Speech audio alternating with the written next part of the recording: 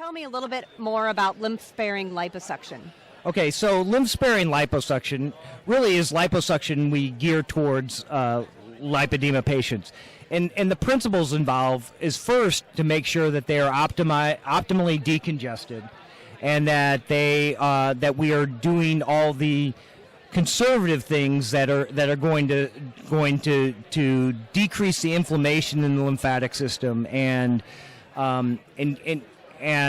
once we've achieved that, the goal of lymph-sparing liposuction is not truly cosmetic. In fact, the goal is actually to remove as much fat cells as possible, because we believe the fat cells are diseased. As you, Dr. Herbst, have been showing us with your research, and so cosmetically we would leave fat in for the ideal skin look, but that is not. We actually want is remove as much of the lipedema diseased fat as possible. Yep. The other thing is the technique, and it really is so important that it's that we use very abundant tumescent, and that helps protect the lymphatics and small venous venules and small lymph veins, as well as small cannulas.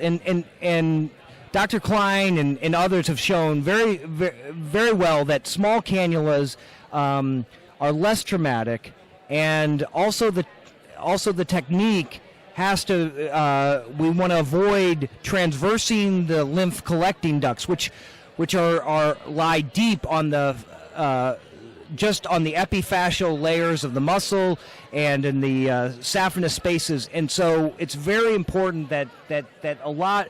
This means that it takes more time, but in the end, the patients deserve that, because any injury to their lymphatics could exacerbate their disease. Mm-hmm. But we don't really see a lot of lymphedema after liposuction.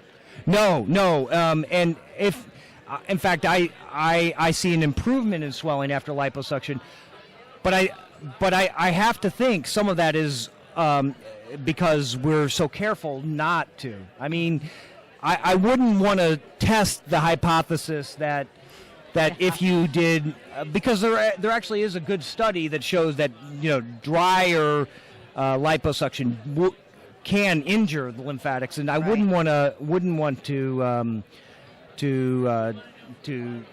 subject anybody to that.